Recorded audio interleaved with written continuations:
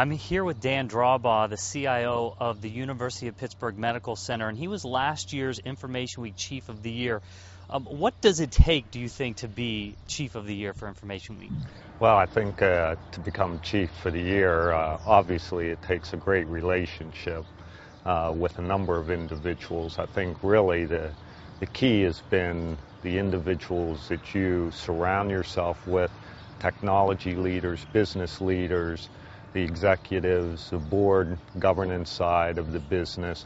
All these things that are integrated and combined are what creates a true information technology leader. Now, technology is changing dramatically. The world is changing dramatically. What's it going to take for somebody aspiring to be a CIO, tomorrow's CIO? What skill set will they need? Well, I think there's a number of things that are really important. The technology leader of the past knew the technology, but today must understand the business dynamics, the drivers within the business, how the technology is an enabler or differentiator. I think the CIO of the future will actually, probably in a lot of businesses, be a domain expert. And by domain expert, they'll know the inner workings of the business. In healthcare, for example, it may be a physician who's been trained in medicine and understands technology. I see that domain expertise combined with the technology expertise is really differentiating. One of the things that you've said is that you guys plan technology sometimes as much as 8 years out. How do you do that, and how will tomorrow's CIO be able to predict things 8 years out when technology is changing so rapidly? Yeah, that's a great question, Fritz. It's interesting. Whenever you think 8 years out, and let me try to characterize it for you. So you think innovation, and you say, okay, what do I need to differentiate my business from all the competitors that are there? And you look at historically what you've done, and what you see is a path. And so, for example, let's take a very basic example, bandwidth growth. So you look at bandwidth growth, most businesses growing at 50% per year, and that's going to continue. The demand for that bandwidth is going to continue. So now how do you position your business over, let's pick an 8-year period, to leverage what you know will happen year after year? So the first thing is that you can treat it as a tactical plan. Say, okay, I'm going to go after it 1 year at a time, and here's the money I'm going to spend. Pick a number, $10 million. So over that time period, you'll spend $80 million. You know it. You already know it. You've done it historically.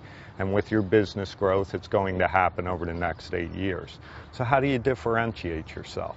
First thing is if you leverage that total $80 million spend, all of a sudden you may get for $80 million, $100 million in value.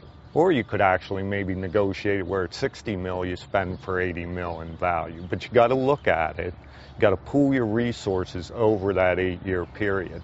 The other part of it is that dynamically picking a partner, or being able to pick a dynamic partner, I should say, is so critical.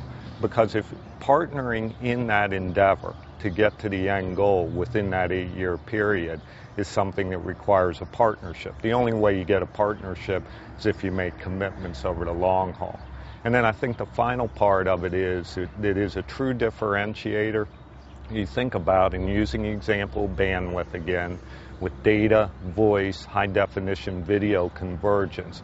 How do you get there? How do you innovate? You want a partner and someone who is working with you for the next wave of innovation. And so these are the things that I think are critical as you look to the future and planning in an 8-year period in a technology world that changes every 18 months. How much of what you're saying there really involves, instead of being reactive to what's coming out and predicting what might come out, but really driving what comes out as somebody running a business, and you telling your partners, this is what we want to see? Yeah, I think there's a combination of things. One thing is that the core implementation, what do you want to accomplish? But what we found is whenever you're willing to make the longer term commitment, all of a sudden I can go to you as a partner and I can say, hey Fritz, we're going to make a commitment to you of $80 million.